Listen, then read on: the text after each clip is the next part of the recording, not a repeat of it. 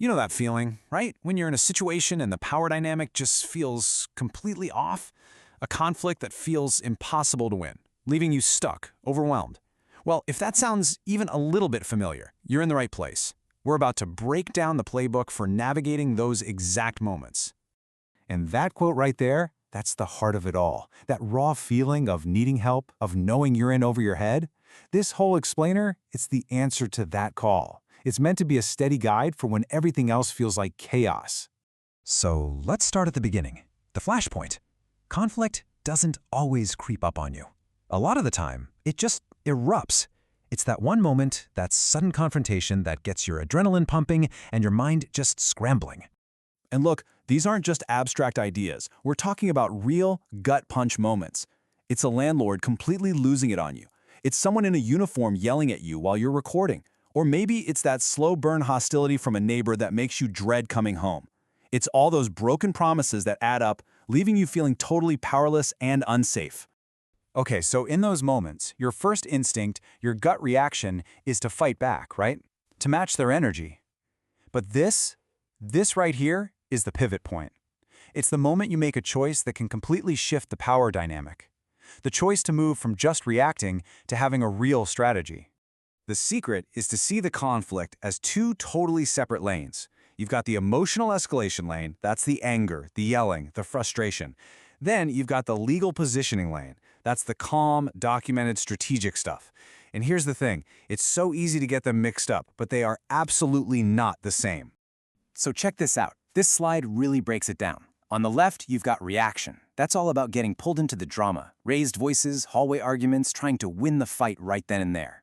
But look at the right side, strategy.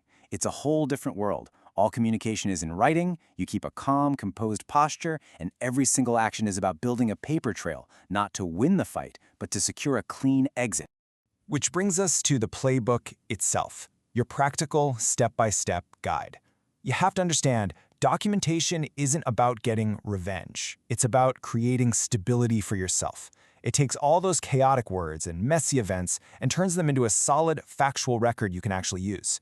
In this quote, man, it just hits the nail on the head. Intensity feels powerful in the moment, for sure, but in any kind of formal dispute, it gets you nowhere. The paper trail, calm, factual, and consistent, that's what gives you real leverage. That's what protects you. So how do you actually do it? Well, when you write a formal complaint, this structure is your best friend. First up, just state the facts. I'm writing to report an incident. Simple. Next, give all the details, date, time, location. Then mention your evidence. I have this on video. But here's the really crucial part. Frame your concern around things like professionalism or public trust, not just your personal feelings. And finally, end with a clear, polite request for what you want to happen. Think of your paper trail as your fortress. It needs to have a log of every single incident with dates and times. Factual descriptions, not he was being a jerk, but he said this. Photos? Oh yeah, they're non-negotiable. They're proof. Save every email, every text, every letter.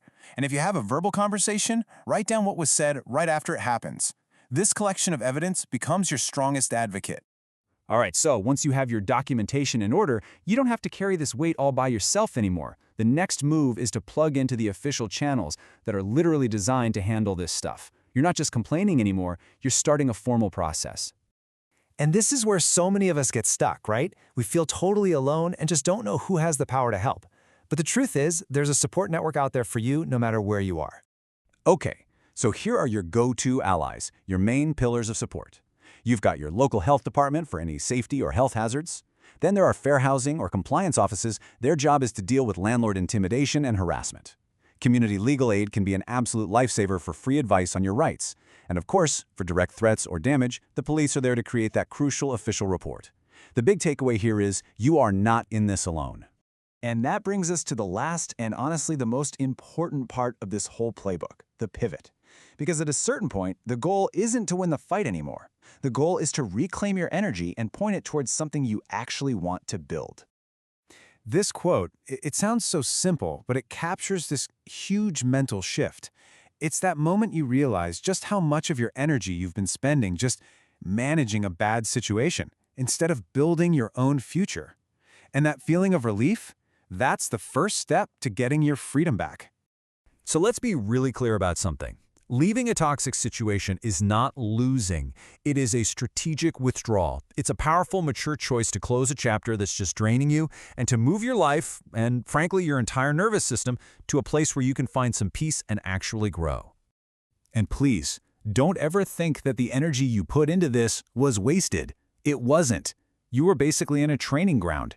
You learned discipline, you practiced how to stay calm under fire, and maybe most importantly, you figured out with crystal clarity what your non-negotiables are for the future. That's incredibly valuable.